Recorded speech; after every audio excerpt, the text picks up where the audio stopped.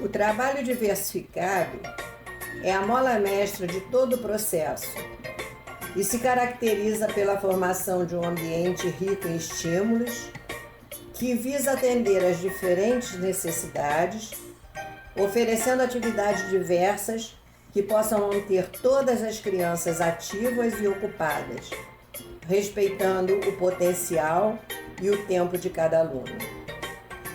Não existe tempo pré-determinado para que a criança realize as atividades.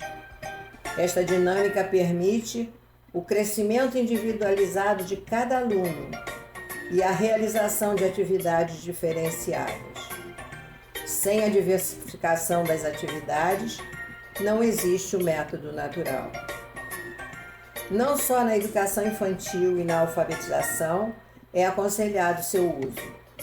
O ideal seria que esta dinâmica tivesse uma continuidade e atendesse crianças e até mesmo adultos em níveis mais adiantados de ensino.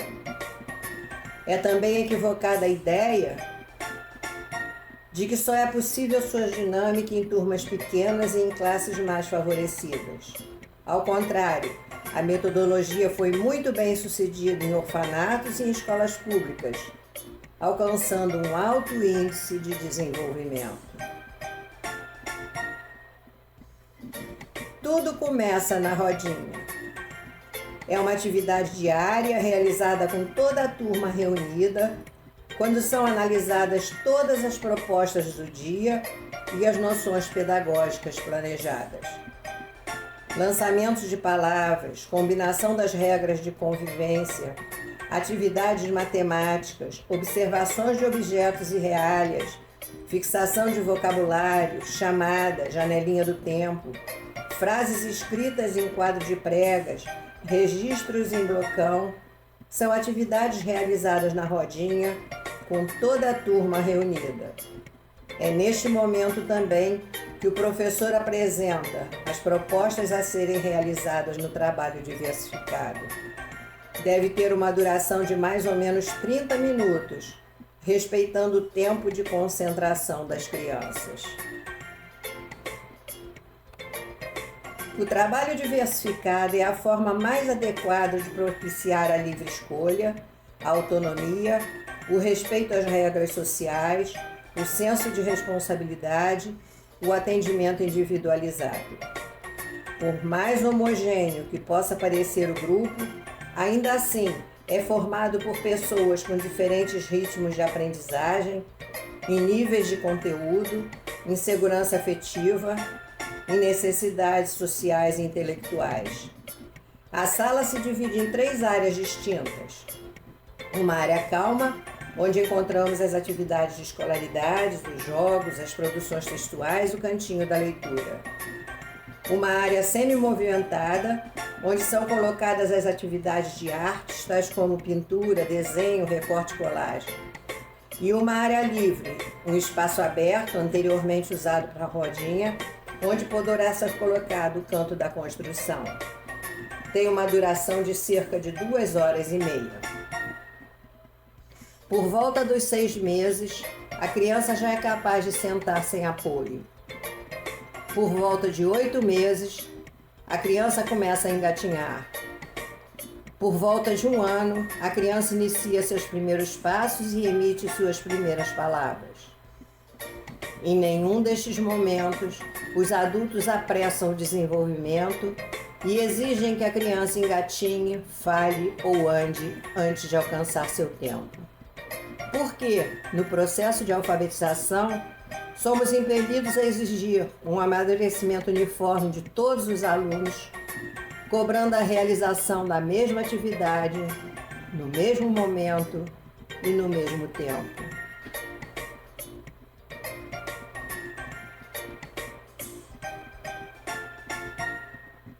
Para a montagem da sala e o alcance do sucesso no trabalho, alguns pontos devem ser considerados e respeitados. Procurar organizar as atividades mais calmas em uma área e as mais movimentadas em outra. Regras de convivência devem ser combinadas na rodinha. O número de atividades oferecidas deve ser maior do que o número de crianças. Se a turma tem 25 crianças, 30 espaços devem ser apresentados para possibilitar a movimentação livre e a troca de atividades. Cada cantinho tem um número determinado de lugares. Terão liberdade de escolha, mas a responsabilidade em sala é essencial. Escolhem o momento e o que vão fazer, mas têm de cumprir com suas obrigações. Conversas são permitidas, mas não poderá falar alto nem correr pela sala. Todo o material deve estar ao alcance da criança para propiciar a autonomia. Tudo deve ter lugar certo, local onde deverão colocar os trabalhos realizados, onde pegar os exercícios do dia. Não é permitido ficar sem ocupação. Deixar sempre o lugar arrumado quando sair. O método natural recebeu este nome porque respeita o desenvolvimento natural da criança e não porque a criança será livre para fazer o que bem entende. O cantinho dos jogos é sempre muito apreciado. Aos 6 anos, a criança demonstra grande interesse pelo manuseio de materiais. Adoram competir, mas não gostam de perder. Isto não significa que tenhamos de permitir o sucesso em todos os momentos. Afinal, um dos objetivos que se pretende alcançar na educação de crianças pequenas é a capacidade de enfrentar desafios e aceitar o erro com naturalidade. É entender que todos podem errar e que o importante é a busca do acerto. No cantinho dos jogos devem constar jogos individuais ou jogos coletivos. Devem ter liberdade para escolher o tipo de jogo que irão realizar. Jogos pedagógicos, jogos de raciocínio lógico-matemático, jogos que auxiliam o crescimento na área da alfabetização são oferecidos neste cantinho. Cabe ao professor selecionar material de acordo com os objetivos que se deseja alcançar. Gostar dos livros se inicia nos primeiros anos. O interesse por aprender a ler é desencadeado através da percepção de que a leitura é uma forma divertida e lúdica. Sua obrigatoriedade, com textos fora da realidade, com vocabulário inadequado, que foge ao interesse da criança, são fatores relevantes que poderão levar ao afastamento da leitura. Incentive a criança na criação de suas próprias histórias. Valorize o seu trabalho. Conte para toda a turma as produções criadas. Coloque estas produções no cantinho da leitura. Você estará desenvolvendo a criatividade, a imaginação, o prazer de aprender a ler e a vontade de escrever. O fichário de leiturinhas deve apresentar uma gradação de dificuldades, possibilitando a leitura para todas as crianças, independente do nível de aprendizagem em que se encontram. O cantinho da leitura deve ser um local onde a criança se sinta à vontade para explorar, descobrir curiosidades, ler adivinhações e lidar com diferentes gêneros literários. Toda e qualquer atividade de escrita deve ser calcada nas vivências e experiências da turma. Ao final do processo de alfabetização, a criança só utilizará a escrita como forma de representar pensamento ou como comunicação de ideias, se tiver recebido, em fases anteriores, um estímulo ambiental adequado. Desde o início do processo, torna-se essencial que o professor escreva na frente da criança. Estimule o registro escrito mesmo antes da criança adquirir uma escrita lógica e assertiva. Ela poderá usar códigos próprios, letras soltas, garatujas, desenhos, São formas de se expressar antes da compreensão da relação grafema e fonema. Histórias em quadrinhos, montagem de diálogos, receitas culinárias, anotações de fatos vividos, tudo deve ser vivenciado de forma natural e prazerosa dentro de sala de aula. O cantinho da escolaridade é o espaço reservado para os exercícios específicos de alfabetização. Devem ser apresentados na rodinha e explicados para toda a turma neste momento. Isto permitirá a autonomia da grande maioria da turma, facilitando o atendimento individualizado pelo professor para as crianças que não conseguiram compreender as explanações dadas no grupo. Isto também propicia a troca de informações entre as crianças.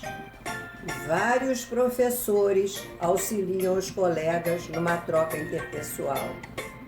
A criança é muito mais receptiva ao auxílio de um amigo do que da ajuda do adulto. Livros didáticos, exercícios impressos, atividades matemáticas são diariamente planejadas pelo professor. Cabe ressaltar que as atividades realizadas nesta mesa não deverão ser igual para todas as crianças. O professor deve elaborar seu planejamento baseado no estágio de desenvolvimento de cada criança. O espaço destinado às atividades artísticas deve ser tão valorizado como os demais cantinhos da sala. Ao contrário do que muitos acreditam, o desenho livre não é apenas uma mera distração ou passatempo. O manuseio de diferentes texturas, a oportunidade de se expressar de forma espontânea, representando no papel o resultado de suas vivências e experiências, contribuirão de forma prazerosa para que a criança construa conhecimentos, valores e conceitos necessários à sua comunicação com o mundo. O brincar é uma forma de desenvolver a aprendizagem. Se permitirmos a livre expressão do pensamento e dermos oportunidade da criança desenvolver seu potencial criativo, estaremos contribuindo para a aquisição de um amadurecimento neurológico necessário a uma alfabetização natural e plena. A criança que é levada a representar sua criação através de desenhos para colorir ou cópias de modelos apresentados pelo adulto, estará sendo bloqueada em sua capacidade para desfrutar a independência de criar. Nunca interfira na criação. Permita a livre expressão. Se o elefante for pintado de amarelo, não queira direcionar a criança para a realidade. Nesta idade, a fantasia ainda se faz presente. Você poderá escutar, como eu um dia escutei. Eu sei que elefante é cinza, mas o meu elefante caiu em um balde de tinta amarela e ficou todo amarelo. Você acabou de assistir ao módulo 2 da alfabetização, pelo método natural. No módulo 3, encontrará as diferentes etapas da metodologia.